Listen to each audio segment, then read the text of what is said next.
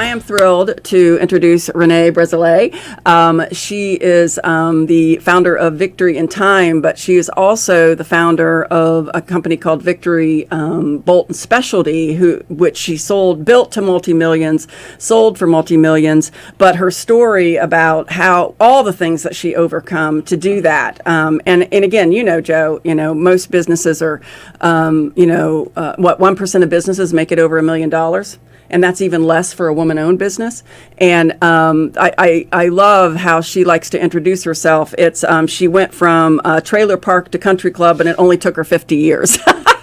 And I love that. I get that. She is such a delight and such a high energy, and can contribute to the article I wrote. I picked it because she could relate to all the different equities in a business. So welcome, Renee. Thank you. Glad to have you here. Oh, it's so good to be here. Renee, thank you so much. I really appreciate you being here. Oh, thank you. When Sherre tells me she's going to have a guest on, Julie and I always get excited because we know they're going to be somebody special. And so we started doing a little bit of, we did a little Google on you. Oh, great. We Googled you. Great. It is an inspiring Yes. story, but you and I know there's a lot of small business people that could have that same story. Maybe not that level of success, right? But the story of, right? Exactly. And I can't wait to dig in that and talk to you about that, because it's what this show's all about, is inspiring people that are in that very position that you were in many years ago. Yes. Right now. yes. So let's take a break. When we come back, let's do that. Let's kind of dig in at the beginning. I'm excited. You are listening to Local Biz Now. I am Joe Vagnone. If it's Friday morning, your business matters. Also, if it's Friday morning, I'm sipping on a cup of black powder coffee because it's delicious. We'll be right back. And we are back. You are listening to Local Biz Now. I am Joe Vagnone. This is News Talk WSIC, 105.9 FM, 100.7 FM, 1400 AM, and we are happy to have you back. I am here with Sherre DeMao, business maestro, founder of Biz Growth Inc., and we have given her a new title. Number one is the go-to business goddess of our show. Sherre, thank you so much. You're welcome. And you have brought a guest with you, and we are pleased that you've done that. Absolutely. So, Renee, we were talking before the show, before the break, and your story of starting with nothing, right? Mm-hmm. I've heard it 1,000 times. Maybe not to your level of success, but we all have from something to nothing, right? One of the things I love to tell small business people is don't measure yourself against others. Measure yourself against yesterday. Yeah, Yes. absolutely. Yes. Absolutely. So now, you don't need to go back to 1963, right? but talk a little bit about how you got started. What was sort of the motivation just to get you up and running? Well, I started out in a typical business of a woman in a bank. So I learned quickly that there was no money there. The other ladies that was there was telling me that, they weren't making any money and that I needed to run. All the all the VPs were men. It was just that culture, that time. And I met a couple that wanted to, they asked me if I was interested in applying. And of course, they thought I wanted to do accounting. I didn't know that at the time. I went and interviewed, and it was absolutely wonderful that I met a man that was your mentor. He had the patience of Job, and he taught me so much. And when he found out I didn't want to do accounting, he looked at me and with his innovative mind and said, "What is it that you do want to do?" And I told him sales and marketing. And he said, "How would you like to be the first outside female salesperson in the industrial market?" And he said, "I can teach you. You can get in the door." He said, "And we can make this a success." Mm-hmm. See, I'm going to be clear. Not all of us guys are male chauvinists. Mm-hmm. Now, Sherre, we might not speak correctly, but there's a lot of us that absolutely love strong, sharp women. Agreed. Right? Agreed. And Jack did. And Jack did. And I think he saw it pretty quickly, and I've never shied away from that. Right. Yes. Yeah. So it continued from there, and I went to work for a very large fastener company. They had 11 branches and a lot of corporate culture. And actually, they hid the fact that I was a female.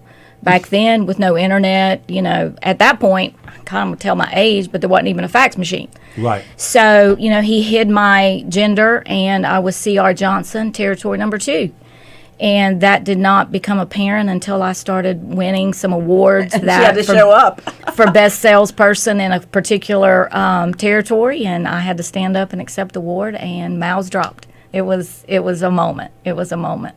So I've enjoyed it. I've loved it, and that led, being in the corporate culture, I knew right then that there was, coming from the small business, from express tooling to the corporate atmosphere, I decided early there that I could do it better as a small business.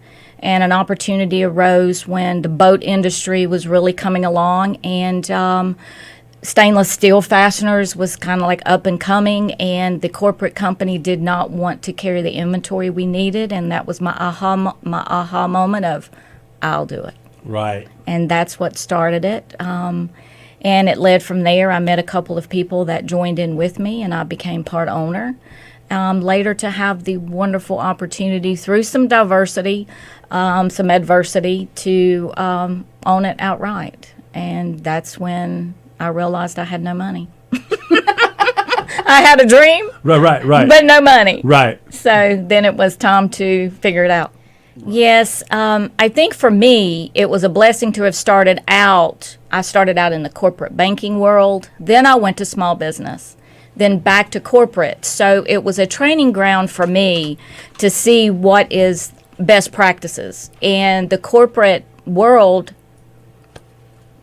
I love the corporate world, don't get me wrong, had a lot of Fortune 500 customers, Right. But there's just a lot of layers Right. that can slow a your great way to put it. decisions Yeah. down. Yeah. And for me, it was about, I learned quickly that in order to get to where I needed to be, I need to have boots on the ground. I needed to be making decisions quickly, and to bring in people as a team, not just have layers and layers and layers where... So, I got to be honest with you, Tree, for you as well. I'm a small business guy, right? I've never worked, nor would any corporate hire me, right? That's clear, right? I swear, I don't see how they succeed. Mm-hmm. Sometimes when I see the decisions and the choices they're making, and some of the people they have, and really bad decisions, Yeah. or the people they choose. Well, and how policy, How does that happen? One of the biggest issues I see with really large businesses, and having had them as customers as well, and you understand this, is the bureaucracy, and how a policy can actually get in the way of a best decision. And is it a good policy? Well, nobody wants to challenge that in a big company, right? Or the statement, we don't do it that way. Yeah. Oh, yeah. Right. Well, maybe you should. Yeah, exactly. And so, for a guy like me, I see these huge companies, right? And I'm thinking, how do they become so successful? How does that happen? Because we would not allow that in our small businesses, right? Or at least when we see it, we try and correct it immediately. So, to me, that seems to be the distinguishing factor between the two, and the switch, right, and from one to another.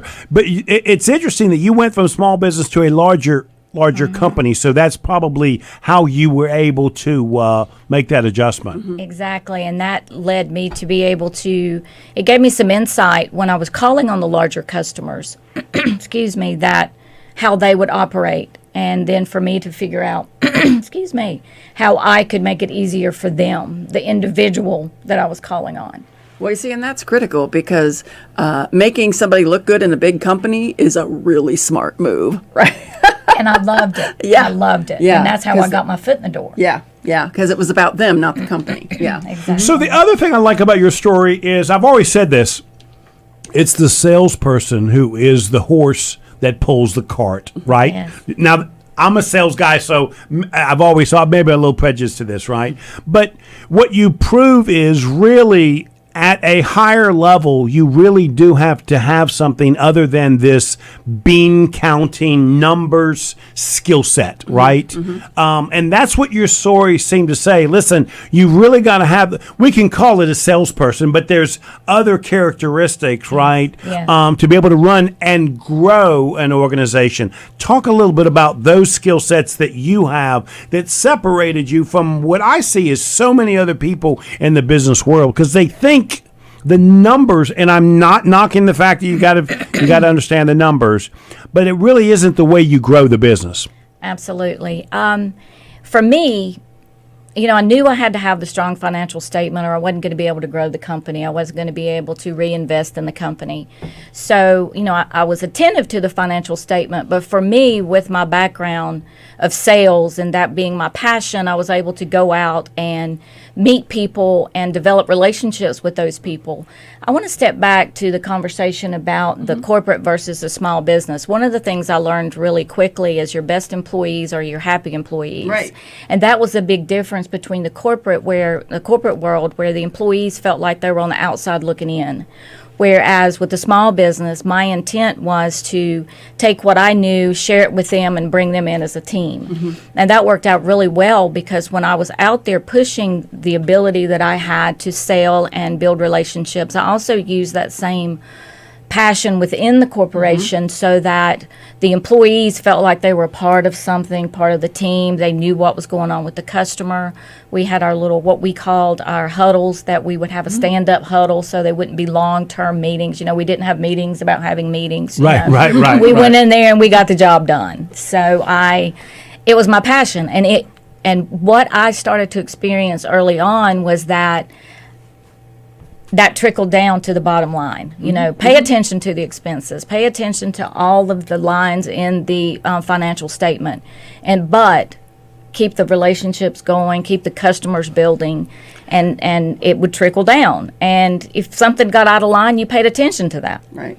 Well, one of the things that impressed me about you is the fact that because you understood the financials as a person doing the business development for the company, you understood profitability. You understood you were not going to do anything that wasn't going to be profitable for the organization, and including potentially walking away from a big contract. And what was amazing is because of the relationships that you had, they would say, well, how can we make this work? And so you would end up renegotiating, whereas they might not have done that with somebody else. They might have just said, nope, this is the way it is. But with you, they actually said, no, your service is par none, and we want to keep you. So what is it going to take? And they'd meet you halfway so you could still be profitable. So that says a lot about the relationship building, right, and working with a person in lieu of a big company, right? Because those relationships made the difference for you. Exactly. Being a small business, I was always accessible to these customers. Right. I had a really good team around me as the company grew. There's a statement in my book that says one woman show will only get you so far. Yep. So as I grew, this from the wordsmith. And that she is. Absolutely. I had to grow the team, and I built a really strong team. And, if they saw they were bumping into a wall, I was accessible to them as well. Renee, what can we do with this? Which was wonderful. But customers did. And, I have to say that it was not always about profitability. No. When I first got started, it was about give me volume so I could have something to go to the vendors with, and then increase that volume or that profit. And that's kind of how I learned. Well, because with your suppliers, they wanted minimum orders and things like that. Exactly. So you really, and a lot of people don't think about that. A lot of people don't think about, they think about the customer, but they don't think about their supplier and their vendors and their subcontractors. And that is a huge mistake. When I talk about, emotional quotient of a company, EQ of a company, the corporate culture, it's not just your employees. It's who supplies you. Yeah, income sustaining. I put suppliers in there. You lose a supplier, it could screw you over like there's no tomorrow. Yeah, that's probably one of the things that this whole IT shift has taught a lot of small business people. A lot of them thought they could buy from somebody in China and have it drop ship in Kansas, and that's short-lived stuff. And that makes you replaceable. Yes. Same thing with using Facebook as your marketing tool and Google as your marketing tool. Those things change quickly. Very quickly. And all of a sudden your entire process could be shut down or diminished considerably. Extremely. And they don't dig into those details until the problem comes up, right? Yeah. Right. Exactly. Let's take a break, and then, Renee, it is an obligation of the co-host to go to the Google and pull something up, and we talk about it. Okay. Now, in this case, number one is the Google.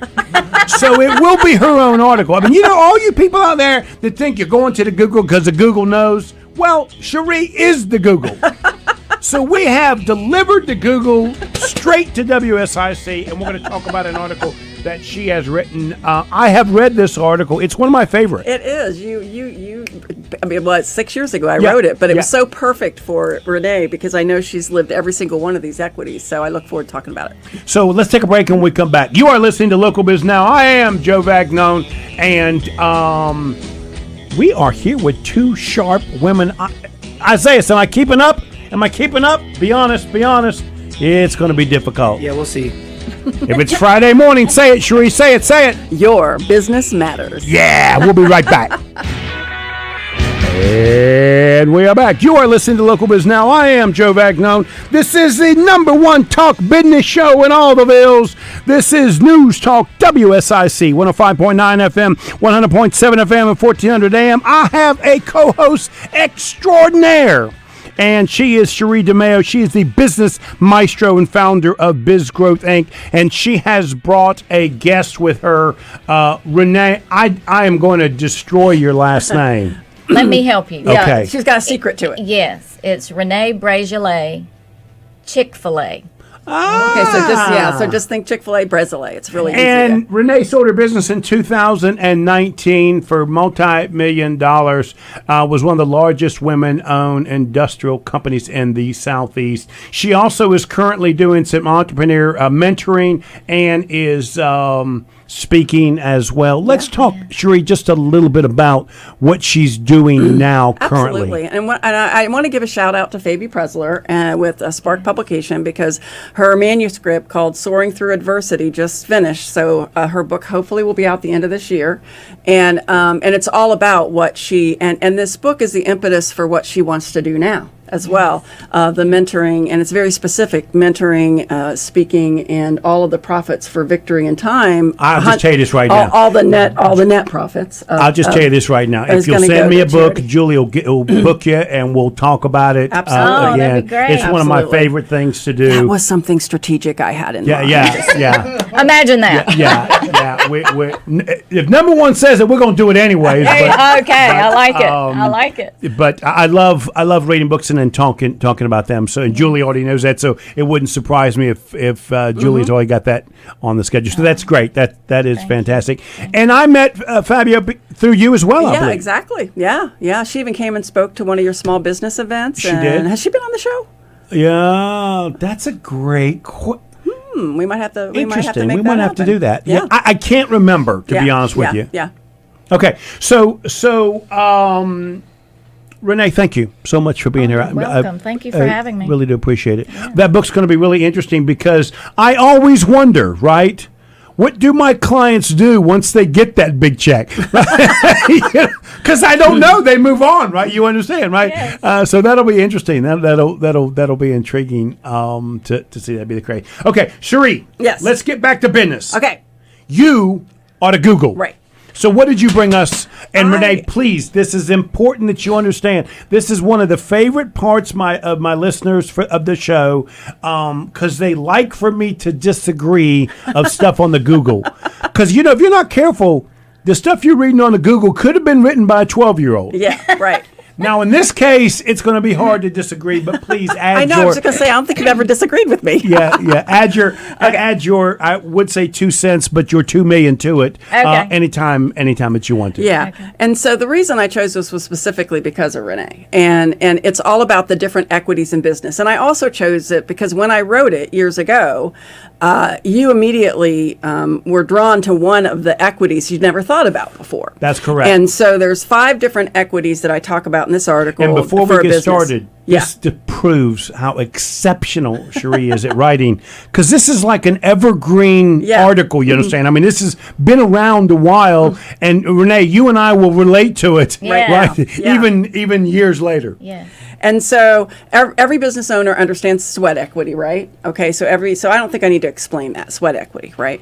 And then if you have family ownership in it, then there's the family equity, and how does that all shake out? Because that can cause a lot of problems if it's not truly understood, right? So let's talk about sweat equity for a second, because the truth is, modern day sweat equity is knowledge and effort. Right. So most of the time when I put these partnerships together, somebody with some cash, Right. you've got to know something or be experienced so that they're comfortable putting that cash. With Totally. cash comes a calculated risk, right? Oh, Renee? totally. And so and if the I'm going to risk give is the buck, important, right? So the sweat equity. So I want to jump to the investment equity, because I've got a really good example of a business that was going to get started with 2 people, and now it's on hold right now. And the reason being is that there are 2 people that are going to go into business. One putting all the money in. The other was wanting to do 51%. The other person was going to do sweat equity. Well, the other person still wanted to get a paycheck. where to sweat? Yeah. And so I'm helping with this agreement, and I'm saying, well, she can't own 49%. You're going to be paying her. She's an employee. She's going to be an employee. So you have to have an agreement where she earns equity through, because if she's getting paid, then she needs to earn equity. It has to be an earned equity, and it kind of shut it all down. Because what is the risk? Everyone should have some risk in the game. To have any kind of percentage of ownership. I mean, Renee, what do you think about that? Absolutely. Yeah. Absolutely. Yeah. You got to have that incentive. Right. Well, we do a lot of these kind of things, and the truth is, you really do have to break all these pieces out, because it depends on what her role is. If she is going to be the managing partner, and that cash isn't an owner working as well, then you really do need to have some sort of management fee for Understood. the operator, whoever understood. is operating. Yeah, but So in this it case, really they were both depends going to be on- working in the business. So, The so the cash person has putting something the cash, to do with right, it. The cash had something to do with it, but then the person putting the cash in was also going to be sweat equity. Right. Okay, right. so that, you have to really look at, okay, what is fair and equitable, right? The emotional equity, I think, is a big one. That was the thing that really stood out to you. And then you got the whole shareholder equity, how much everybody owns. Do business owners really think about the fact that they are a shareholder in their business? Most business owners don't think that. One of the things that I talk about all the time is you start out being, there's different stages of business. You can be, a freelancer, and then you can be a subcontractor, and then you can be a business owner, and then you can be an entrepreneur. Very few have a shareholder mindset. And that's a problem, because if they don't have that shareholder mindset, then they're not going to be thinking about how they're growing their business to sell. And And I wish I had done Renee, that earlier. Yeah. That would have benefited me a lot, which is what I want to tell Yes. my clients now. Yeah. and I was going to say, where I see that, keep in mind, I don't see people till they're at the end of this Right. road. Right? And they should have thought of it a long time Right. before. Right. But if you've never really looked and understand a balance sheet, then you're really speaking exactly to Sherre's point, which is you have to know where the balance sheet fits, because it defines your relationship, and it also should define your relationship with the partner. So you can say one thing, Renee, but if I see you're 51 on the balance sheet, it really doesn't matter, right? You know what I mean? And so those things are so important at the beginning of the process, and it also defines the relationship moving forward all the way into the end. And most of the small business people I deal with, they could not tell you or interpret a balance sheet if they had to. They could not do that. Right. Yeah. And Very it true. really is exactly what you're talking about here, which is see yourself as a shareholder, and how is the corporation treating all shareholders? Right. Exactly. And then the fifth one, Exactly Yeah. is what she said. Well, and the fifth one is emotional equity, and that was the one that really piqued your attention. Yes. And I've got a really great story because emotional equity can actually hurt a business owner more than help them in many, many ways because they get attached to their business like it's their baby, right? And a good example is a few years ago, there was a company, I don't need to name it, but they had a great deal on the table with Lance Crackers here, okay, Lance Foods. And unfortunately, they didn't have the best corporate culture, and the employees were real excited about the fact that the company was going to get sold. Right. And which Lance has a very good corporate culture. Or did? Yeah. And so what happened is Lance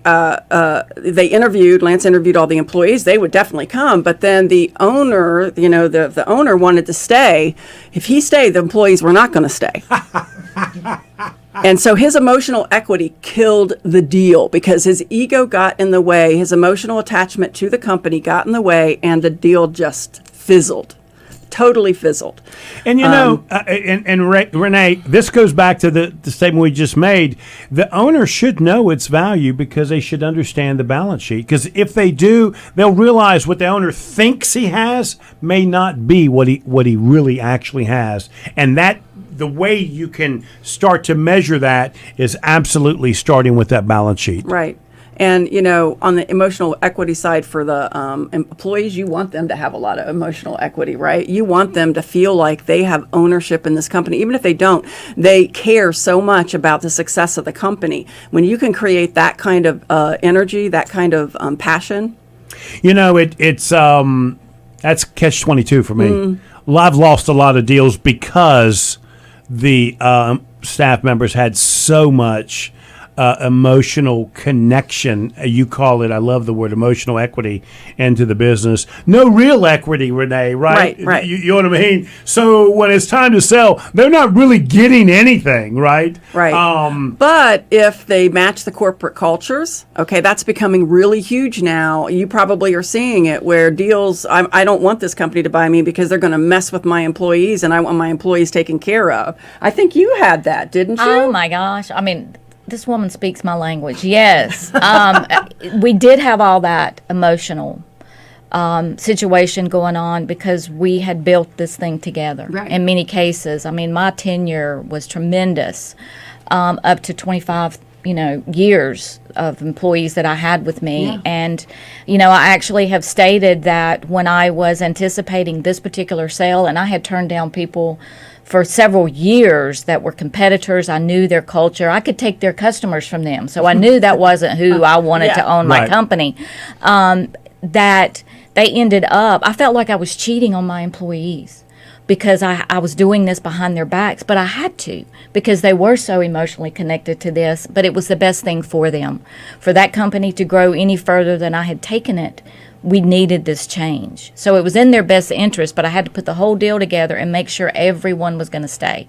That was a key for me. And Renee, let's take a break. When we come back, things have changed in this area in my world because I call it the Shark Tank and the profit show. Employees now understand, and it's sort of acceptable that you're going to bring investors in or merge. And we come back, let's talk a little bit about that because that culture shift has changed in a dramatic way. Yeah. It used to be confidentiality was really for the seller. But now buyers want to make sure nobody knows because they know sometimes they do not want anybody or clients or customer suppliers to know there's a change until they're ready to talk about it. So when we come back, let's talk a little bit about that. Okay. You are listening to Local Biz Now. I am Joe Vagnone. If it's Friday morning, your business matters. We'll be right back. And we are back. You are listening to Local Biz Now. I am Joe Vagnone. This is the #1 talk business show in all of the villas from Statesville all the way to Huntersville and all the towns in between. We are talking with my co-host, Sherre DeMao, the business maestro and founder of Biz Growth, Inc. We're also talking with a dynamic woman. Who, Isaiah, drop this on the Facebook so everybody can see this. Renee, thank you so much for being here today. We really do appreciate it. I'm not going to try your last name again. Please. Renee Breazeale. It just rolls off your tongue, Joe. Come on. Does it roll? Yes, it does. Does it roll? And my maiden name was Johnson. So there Johnson. You go. There you have it. I love your website, Victory in Time, transforming, mentoring, and speaking using life lessons to soar. And if you're on Facebook, please check out her website. It is phenomenal. She is phenomenal. And thank you so much. And her book is coming, Soaring Through Adversity. Renee, we're going to get you back. And we're going to talk about that book. Thank you. I'm excited. And the process of writing that book, because I know that in itself is a challenge. Yes, it was. Yes, Okay. it was. So what were we talking about before the break rudely interrupted us? Oh, that's quite all right. We were talking about the whole emotional equity, and we were talking about the shareholder mindset and the pluses and minuses of the emotional equity on all levels, not just the owner, but the employees and everything else. And thank you for reminding me, because I'm getting old. You understand? You're welcome. So I was saying, Renee, I didn't know if you agree with me or not, and you understand, disagreeing with me, the owner calls good radio. So it's okay if you want to disagree with me. I found that, and I call it this Shark Tank, and profit show error, where everybody thinks they're a investor, and understands small business. But the people that watch these shows, our customers and staff members and suppliers, they're no longer threatened or offended or upset that we might be considering selling, right? And that there may be some positive in this. I have seen that change, because there was a point where you did not ever want to discuss a sale until you literally were done and you had the check in your hand. That has changed now, and buyers and sellers are getting together with key employees and having these conversations about what the future looks like. Are you seeing that the case? Because I'm seeing that from my end. I think so, and that was a key at the time I sold my company, because it was so opposite of that. With as I said before, with everybody having so much emotional equity in the company, it was completely hidden. And going to a client to make sure they would transfer a contract over, very hush hush. And in many of the locations, I had employees on site, which made me even more nervous. But now, and going back to that, one of the reasons I did consider it as a time to sell, plus my husband was like, we need to retire. And I'd be like, no, I guess I'm going to sell nuts and bolts till I have one foot in the grave. He said, no, you're not. But from that point, now what I see is the roll-ups. Yeah. And the company that bought mine is huge now. I mean, they're, 100 million. They're just, they're like Pac-Man. But I was one of there's still some small businesses left in my industry, but they're much smaller than mine. So they're not really looked at the same value level that we were blessed to be looked at as Victory Bolt. So, but the ones that were my size, they're going away, and they're going away quick, which means employees are more accustomed to this now. Right. They're seeing it everywhere. Right. Everywhere. And it's not life isn't worse, right, with a different owner.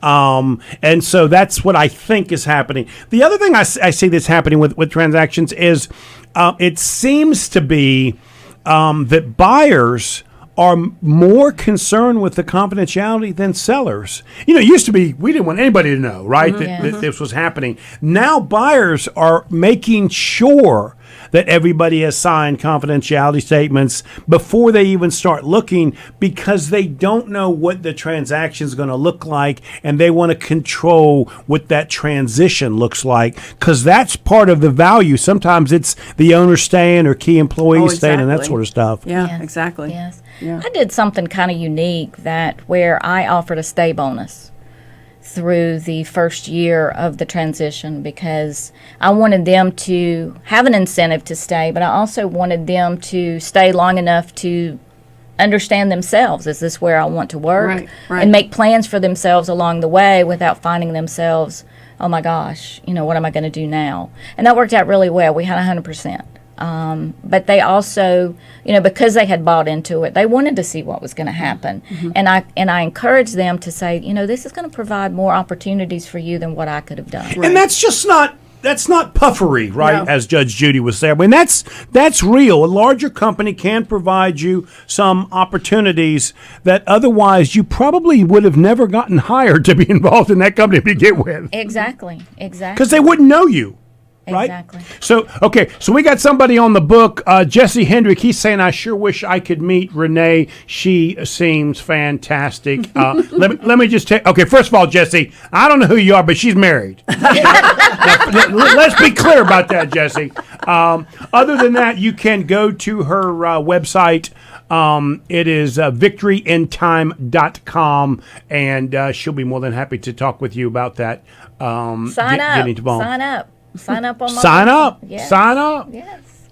Renee, we're gonna have to qualify Jesse. Background check. I mean, he is being quite flattering, and that's concerning me. So I got to be careful. I got to protect my ladies. Okay. Thank you. That's Thank right. you. We got to end this. Renee, thank you so much for being Thank here. you for I really do having me. appreciate It's it. been We a look forward to you. blast. We look forward to you coming back and bringing your book. Sounds great. Sherre, #1 business maestro. Go to bizgrowthinc.com. I love you, darling. Thank you so love you much for too. all that you do for us. You're welcome. Thank you. You are listening to Local Biz Now. I am Joe Vagnone, and if it's Friday morning, say it, Sherre. Say it. Your business matters. Yeah, we'll see you next week.